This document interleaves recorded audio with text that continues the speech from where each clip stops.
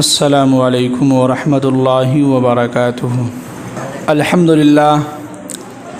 للہ رب العالمین والعاقبۃ للمتقین والصلاة والسلام علی سید المرسلین وعلی آلہ واصحابہ اجمعین، اما بعد۔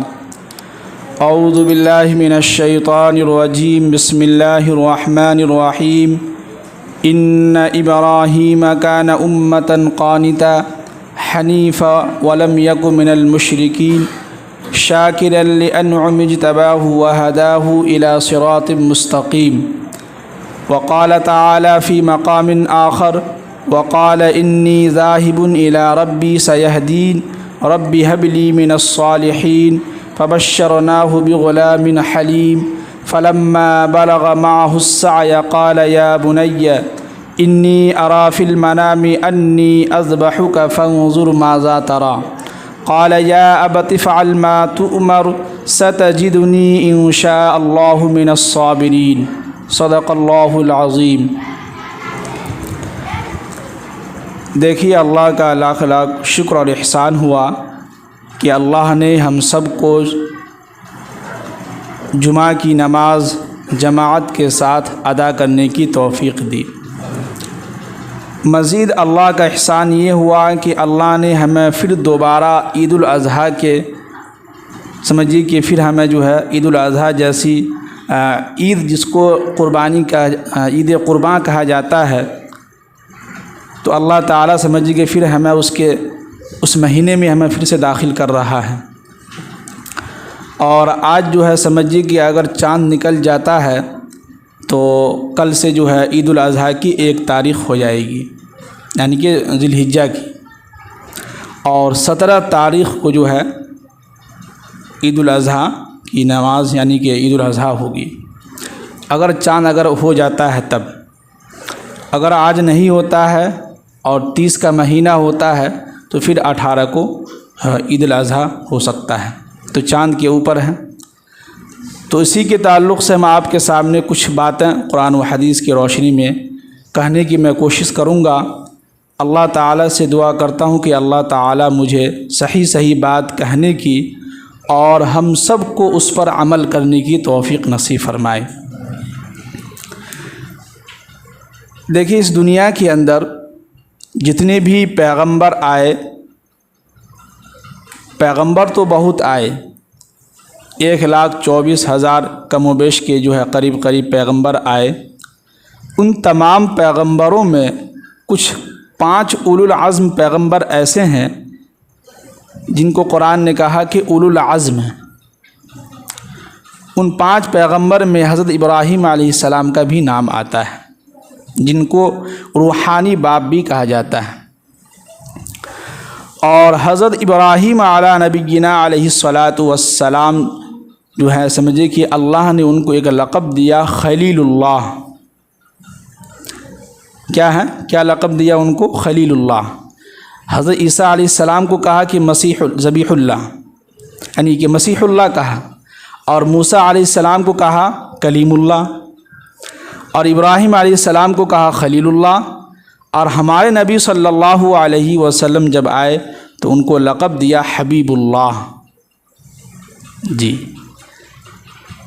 تو اسی میں سے ایک ابراہیم علی نبینا علیہ الصلاۃ والسلام جو خلیل اللہ، ان کو اللہ نے لقب دیا۔ ان کے بہت سارے واقعات اور پچھلے ہفتے ہم نے حج کے تعلق سے بیان کیا تھا، تو انہی کی قربانی اور انہی کی یہ آواز، انہی کی بنائی ہوئی خانہ کعبہ پھر اس کے بعد اسی کے تعلق سے قربانی بھی ابراہیم علیہ السلام کے نام سے ان کے سنت ابراہیمی کے نام سے ہم لوگ یاد کرتے ہیں اس کو۔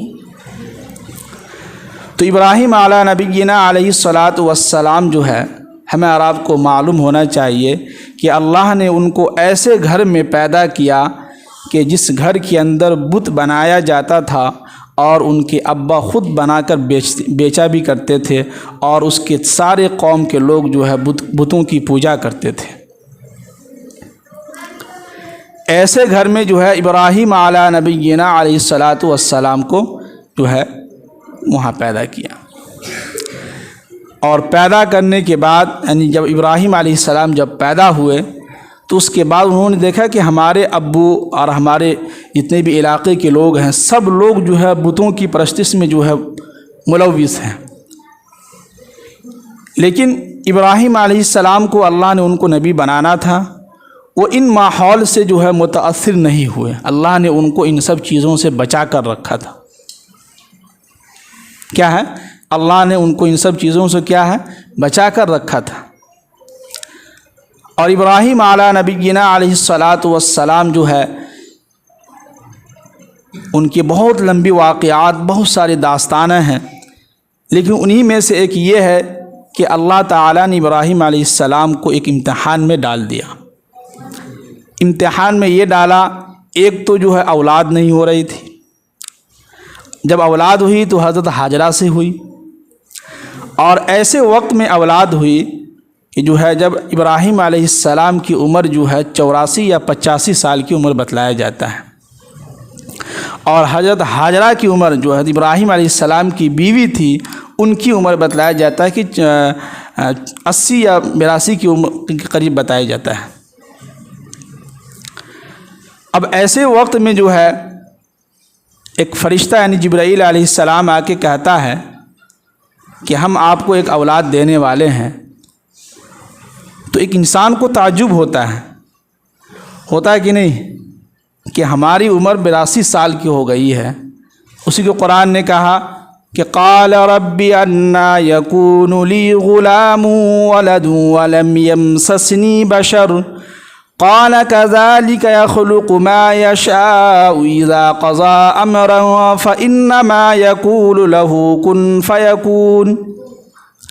فوراً کہنے لگی کہ کیا بات کر رہے ہو، ایک تو میری عمر 82 سال ہے، دوسرا یہ کہ میں تو بانجھ ہوں، میں کیسے اولاد جن سکتی ہوں؟ ہے کہ نہیں؟ یہ بات سمجھ سے اوپر ہے، لیکن قرآن نے کہا کہ انما یقول لہ کن فیکون۔ یہ کون کر سکتا ہے؟ اللہ کر سکتا ہے۔ اور ابراہیم علیہ السلام کی عمر کتنی ہو گئی؟ 84 یا 85 سال کی عمر۔ 84-85 میں انسان بہت ضعیف ہو جاتا ہے، کمزور ہو جاتا ہے، کوئی چانس امید نہیں رہتی ہے، لیکن یہ ہے کہ ابراہیم علیہ السلام نے دعائیں مانگی ہیں۔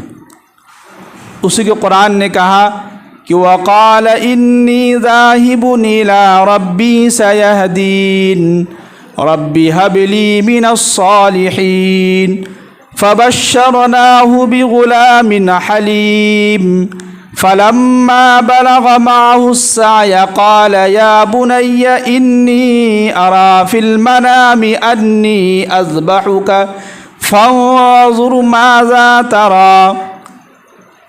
ابراہیم علیہ السلام دعا مانگنے سے تھکے نہیں، اور دعا بھی کیا مانگ رہے ہیں؟ نیک صالح اولاد کی۔ اور ہمارے دور کے لوگ ہوتے تو فوراً کہاں جاتے؟ بابا کے پاس، فلاں دربار میں، فلاں جو مزار شریف ہے حاجہ کیا کہتے ہیں بمبئی کے اندر، دہلی کے اندر، بیتیا میں، جہاں کہیں بھی مزار ہوں گے پوری دنیا کی تمام مزاروں کی چکر لگا لیں گے، لیکن اللہ سے نہیں مانگیں گے۔ تعویذ لٹکائیں گے، نہ جانے گلے کے اندر 10 کو تعویذ لٹکا لیں گے، ہاتھ میں لٹکا لیں گے، پاؤں میں لگا لیں گے تعویذ، کالا دھاگا باندھ لیں گے، لیکن پھر بھی اولاد نہیں ہوتا ایسے لوگوں کو۔ اولاد دینے والا تو اللہ ہے۔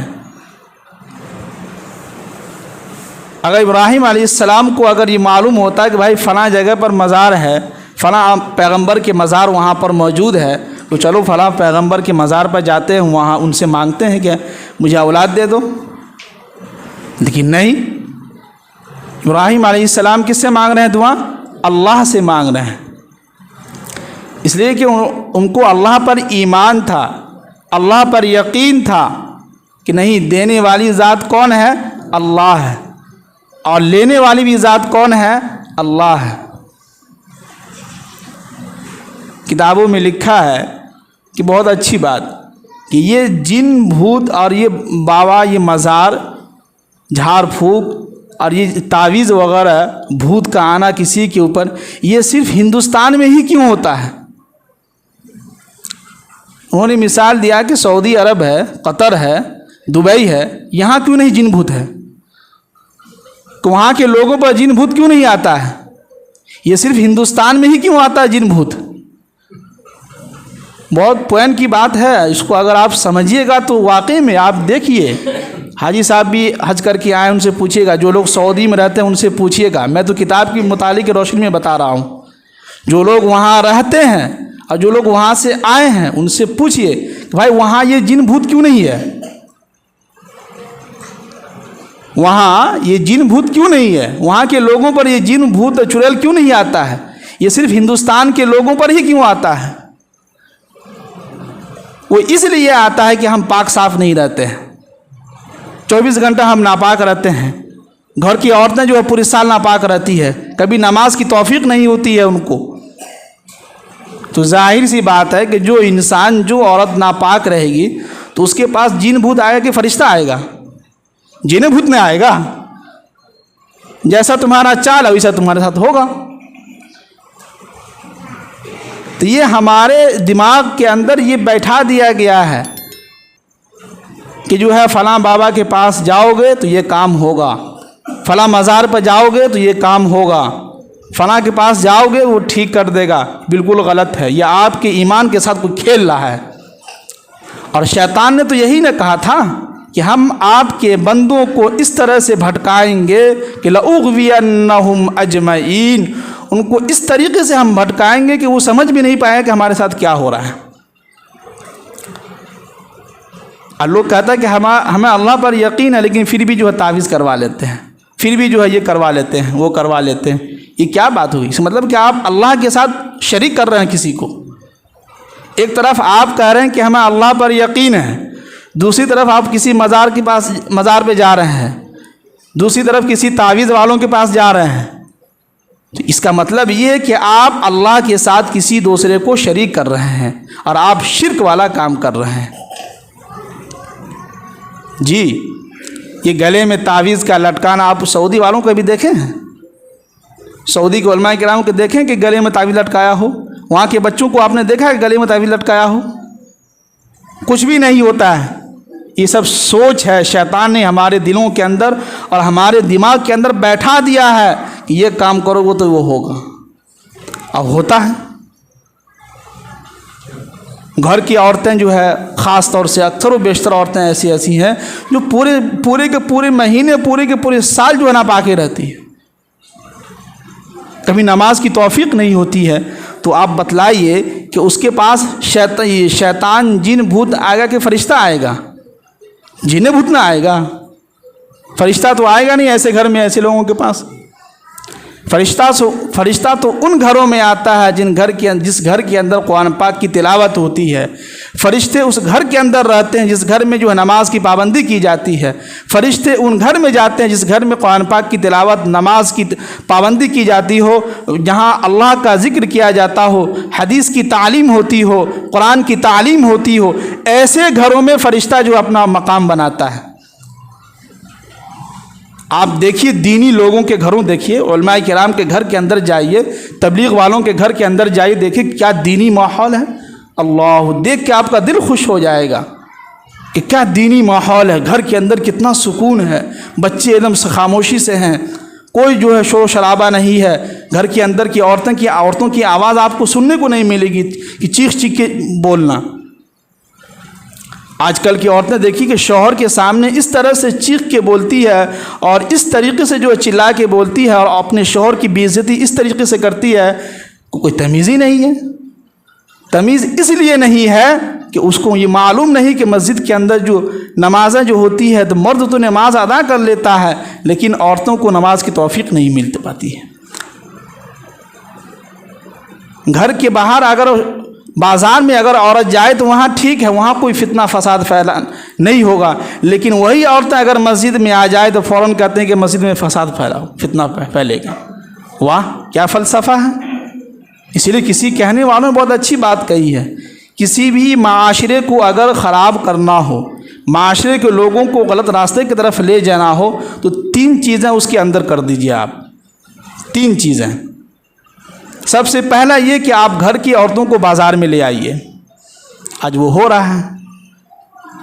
اکثر عورتیں جو ہے بازار جا رہی ہیں اور کہتی کہ نہیں ہم اپنے پسند سے کپڑا خریدیں گے, اپنے من سے جو گھومیں گے پورے بتیا میں, مینا بازار میں گھومیں گے. ہوگی تباہی. دوسرا یہ کہ تعلیم کا نظام ختم کر دیا جائے, تعلیم کا سسٹم کیا ہے, ختم کر دیا جائے. وہ معاشرہ بہت جلدی جو ہے تباہ و بربادی کی طرف چلا جاتا ہے. اور تیسرے نمبر پر فرمایا کہ لوگوں کے دلوں کے اندر سے جو ہے علماء کرام کی محبت اور ٹیچروں کی محبت اور اپنے سے زیادہ کے جو عمر کے لوگ ہیں ان کی محبت اس کے دل سے جب نکل جائے گی تو یہ معاشرہ سمجھیے کہ تباہ و برباد ہو جائے گا. اور ہم بھی دونوں جگہ دیکھتے ہیں, یہاں پر بھی دیکھتے ہیں اور مدرسے میں بھی دیکھتے ہیں. کچھ بچیاں ایسی ہیں جو ٹیچروں سے منہ لگا لیتی ہیں, آنکھ دکھانے لگتی ہیں. اور کچھ بچے مدرسے مکتب کے اندر, یہ کل ہمارے ساتھ یہ ہوا, ایک بچہ جو اس کو ہم نے ڈانٹا, 1-2 تھپڑ لگایا تو آنکھ دکھا رہا, ایسے کرتے ہوئے بھاگ رہا. تو اس میں میری کیا غلطی ہے؟ آپ کے اس بچے کی ماں باپ کی تربیت کا پتہ چلتا ہے کہ اس کا ماں باپ کیسا ہے. اولاد کی وجہ سے پتہ چلتا ہے کہ ماں باپ کی تربیت اور اس کے ماں باپ کیسا ہے, بس اولاد سے پتہ چل جاتا ہے. لوگ کہتے ہیں نا کہ بچہ اگر فلاں کا بچہ اگر خوبصورت ہے تو سمجھ جاؤ اس کی ماں بھی کیا ہوگی, خوبصورت ہوگی. اتنا تو سب کو یاد ہے. لیکن یہاں پر یہ بھی ہے کہ جو بچہ اگر اپنے استاد کے سامنے آنکھ دکھاتا ہے, بدتمیزی سے پیش آتا ہے, تو سمجھ جائے کہ اس کی ماں باپ کی تربیت صحیح نہیں ہے, اس کے ماں باپ بھی صحیح نہیں ہے. کل ہی یہ میرے ساتھ ہوا. یہ کل ہی نہیں, ہمیشہ ہوتے رہتا ہے کہ میں اگنور کر دیتا ہوں. میں ہمیشہ, میرے ساتھ بہت ہوا ہے. مجھے ایسا لگتا ہے کہ اگر میری جگہ کوئی دوسرا اگر یہاں امام ہوتا تو وہ کب کا جو ہے چھوڑ چھاڑ کے چلا گیا ہوتا. میں وعدے کے ساتھ میں کہتا ہوں, جتنی میری بے عزتی ہوئی ہے سب کے سامنے, اور جتنا میرا بچوں نے یا لوگوں نے یہ کیا ہے, اگر میری جگہ کوئی دوسرا آدمی ہوتا تو مجھے ایسا لگتا ہے کہ ابھی تک 4-5 امام آ کے چلے گئے ہوتے. لیکن اللہ کا شکر ہے کہ اس دل کے اندر کچھ نہ کچھ قرآن و حدیث کی باتیں اتر رہی ہے. دھیرے دھیرے عمل کرنے کی کوشش میں کر رہا ہوں, اور اللہ سے بھی یہی دعا کرتا ہوں کہ یا اللہ یہ جو میں کام کر رہا ہوں میں تیری رضا کے لیے کر رہا ہوں, لوگوں کو خوش کرنے کے لیے میں یہ کام نہیں کر رہا ہوں. تو جس کی وجہ سے اس دل کے اندر شکر ادا کرنے کا جو موقع ملتا ہے اور تھوڑا سا حوصلہ ملتا ہے کہ بھائی یہ کام میں کس کے لیے کر رہا ہوں, اللہ کے لیے کر رہا ہوں. اس لیے چہرے بھی کیا ہے, مسکراہٹ رہتی ہے. اللہ کا شکر ہے 2 وقت کی روٹی کھانے کو مل جاتی ہے, سر چھپانے کو چھت بھی مل گیا ہے, ماشاءاللہ اچھا سا اچھا لباس بھی پہن لیتے ہیں, اور اللہ کا شکر ہے کہ ماشاءاللہ اچھا سا سواری کا بھی انتظام ہو چکا ہے. تو یہ اللہ کر رہا ہے, ہمارا اس میں کوئی کرم نہیں ہے, اللہ کا کرم ہے کہ اللہ نے میرے اوپر کچھ کرم کیا ہے. تو لہٰذا بات کہاں سے کہاں چل گئی کہ ابراہیم علیہ السلام جو ہے کس سے مانگ رہے ہیں اپنی اولاد, اللہ سے, کہ ربی ہب لی من الصالحین. کیا زبردست قرآن کی آیت کہ یا اللہ مجھے نیک صالح اولاد عطا فرما.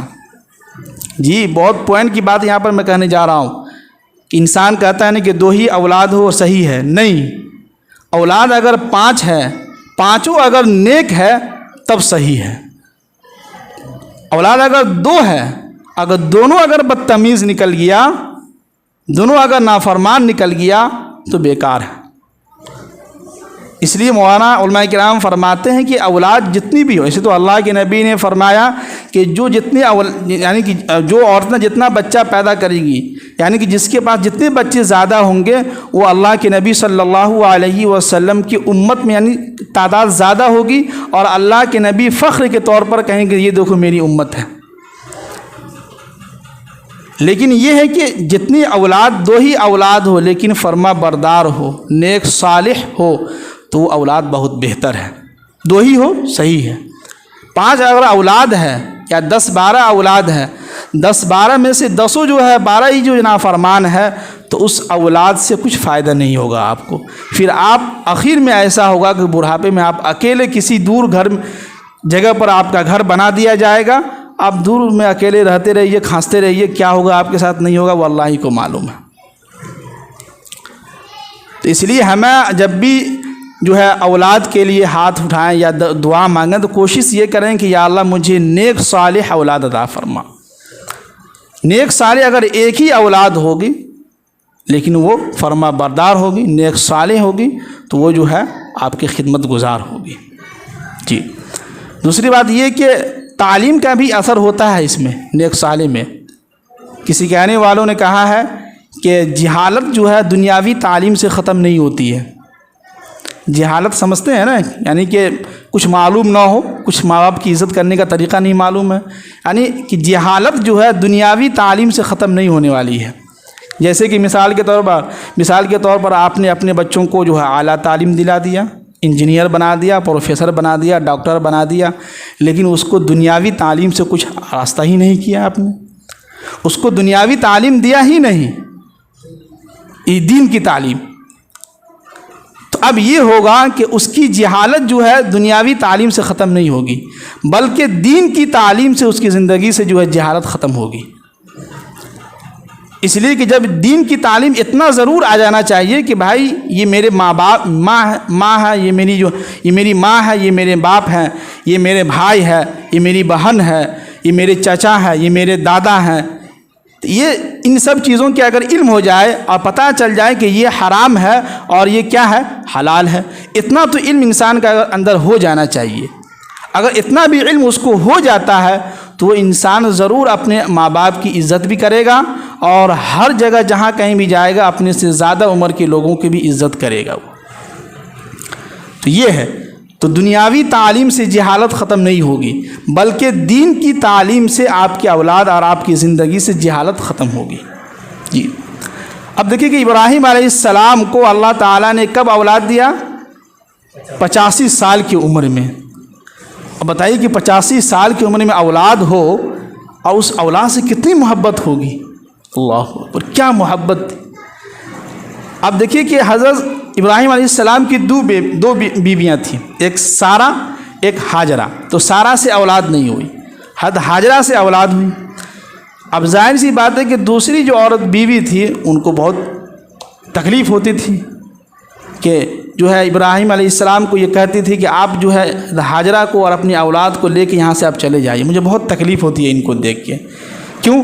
اس لیے کہ عورتوں میں دیکھ کے بہت حسد جلن ہوتی ہے کہ اس کے پاس باپ اتنا ہے، ہمارے پاس کچھ بھی نہیں ہے۔ خاص طور سے اگر عورتوں میں اولاد نہ ہو اور اس کے گھر میں کوئی دوسری عورت ہو، دوسرے بھائی کی بیوی ہو، اس کو اولاد ہو، تو یہ والی عورت اس سے بہت حسد جلن کرے گی، یہ چاہے گی کہ کیسے اس کو ہم جان سے مار دیں یا یہاں سے بھاگ جائے میرے سامنے سے۔ تو حضرت سارہ علیہ السلام کہنے لگی کہ آپ حضرت ہاجرہ کو اور اپنی اولاد کو لے کے یہاں سے چلے جائیے میرے سامنے سے، مجھے بہت تکلیف ہوتی ہے۔ اب جو ہے اللہ کا حکم بھی ہوا، تو ابراہیم علیہ السلام جو ہے ارادہ کیے۔